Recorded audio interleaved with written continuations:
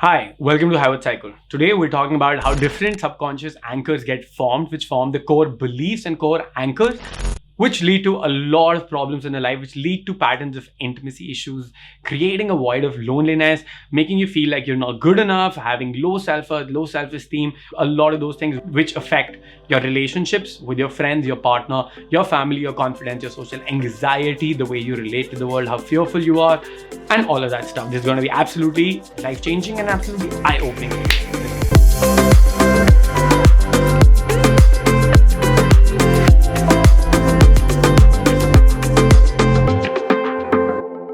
Hi, my name is Kshitij and I help high performers like you unleash high worth and get off the hamster wheel.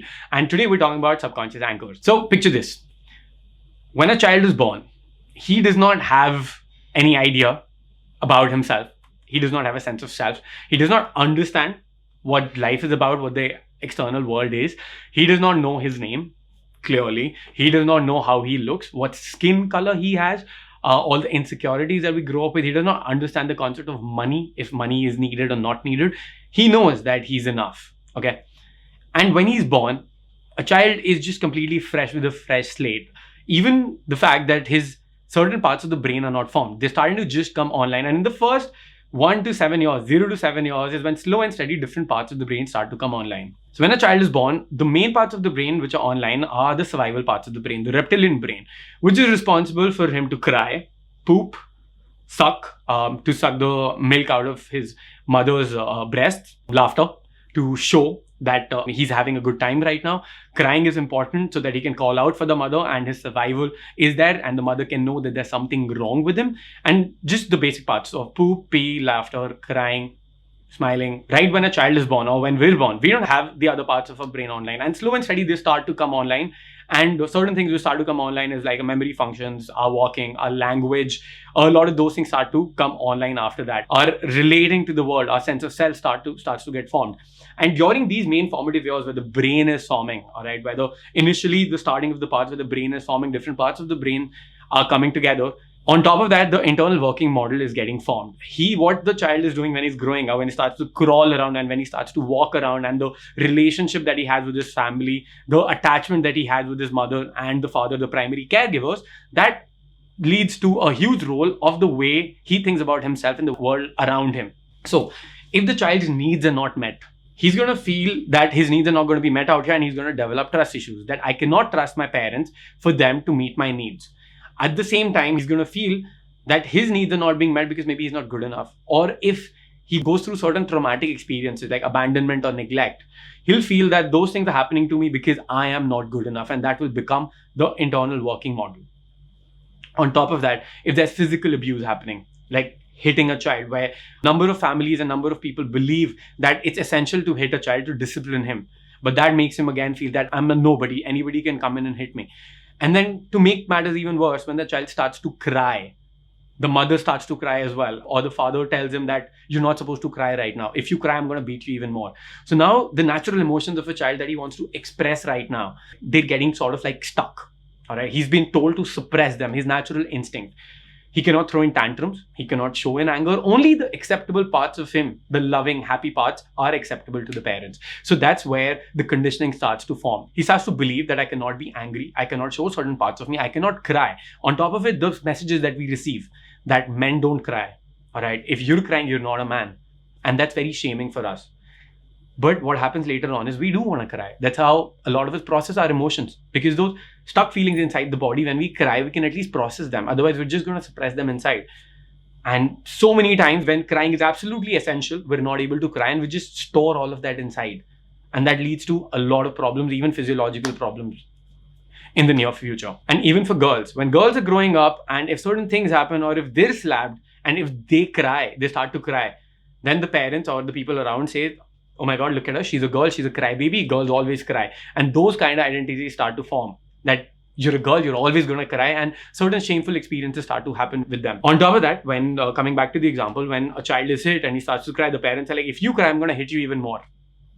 And now he cannot express his own emotions, and he has fear right now because the people who had the job of keeping him safe, protecting him, meeting his needs, are the ones who are giving him the trauma right now, are the ones who are making him feel unsafe. So he does not know where to look for safety. So he starts to feel very unsafe in the household that he grows in and in the body that he is. Because of that, now he cannot trust his parents. And later on, the parents also tell him that, we're hitting you for your own benefit. So now his own pain, he's starting to feel like I deserve the pain, which is just very, very difficult to go through. Coming to the part of the mother. When the mother hits a child or when the child starts to cry, the mother cannot hold her crying herself. So she tells the child that if you cry, I'm going to start to cry. Do you want your mother to cry? Now, the child is being put on the spot and the pressure on the child is being put that because you're crying right now, you're going to make your mother cry and you're a bad person who's making the mother cry. So again, what? Close off those emotions. I don't want to make my mother cry. He's being made feel responsible for other people's emotions, which will lead to codependency, which will lead to enmeshment. That you are responsible for other people's emotions. A lot of problems that's going to have because in our relationships and everything. And then because of this internal working model gets formed, because of the relationships that we've had with our parents, with the things around, even moving on to the school time. The first day of school is almost traumatic for everybody. Children cry, they fear that it's abandonment and everything. And maybe we should be finding a better way to send a child to school rather than just slapping him or forcing him into just go there, which happens to be very harsh. Even growing up in a boarding school, that can really come off as a pattern of abandonment, that my parents are abandoning me and I am not good enough. And we live our lives with this feeling that I'm not good enough because of those difficult experiences. Now, usually what happens, it's not just this one-off experience that happens in our lives. It's usually a combination of these. And if you would be thinking about yourself right now, it would be a combination of all these experiences, which lead to a lot of the problems that we grow up with. The achiever syndrome, which is there, the low self-worth, the feeling of that I'm successful right now, but yet I'm unfulfilled. A lot of different things which we're going to talk on the channel as well, which we're going to subsequently come to. Now, coming to the part of another way where, the childhood experiences get formed are in the school. Our school life plays a huge important role because that is where we're being open to the world now. We're seeing the world. And that depends on the messages that we get from our parents. If you're getting the messages that the world is an unsafe place, people don't like you should not hang out with certain kids, the fear starts to build up. On top of that, when we're in school, when we go out in school and we interact with the peers, we see that we're different than them. And certain amount of teasing can happen. We might be teased because of the way we look, because of the things that we do, because of certain behaviors, because the comparison might be there of how much money people have, and that can be traumatic for the child. He can feel that he's not good enough right now because of that.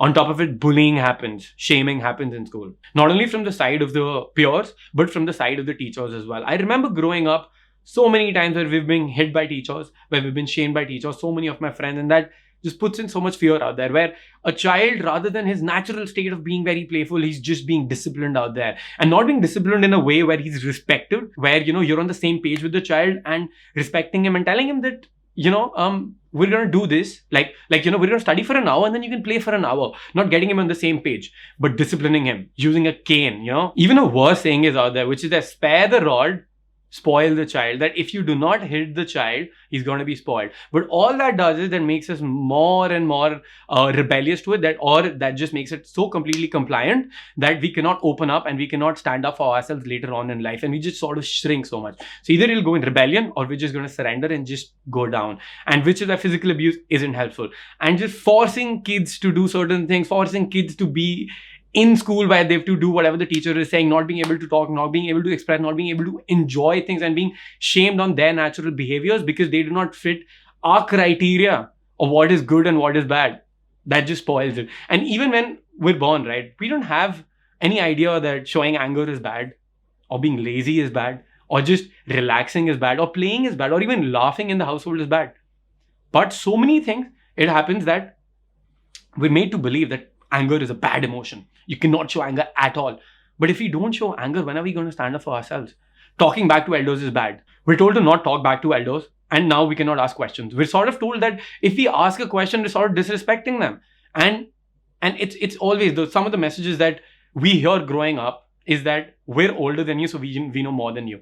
And now the child is not being respected. The child is not made to feel like he's worthy, like he is someone that deserves respect as well. That makes him feel, I'm not good enough. I'm not good enough for so many things. And because these bad emotions are there and I have to suppress them because I have these emotions, I'm a bad kid. I'm never going to be good enough. Combining that with the different experiences of abandonment, neglect, even sexual abuse, physical abuse, domestic violence, even if he's witnessing a parent going to jail or a member of the family going to jail, or community violence that he witnesses, that leads to adverse effects on the child. And that's why subconscious anchors get formed and we develop our own internal working model.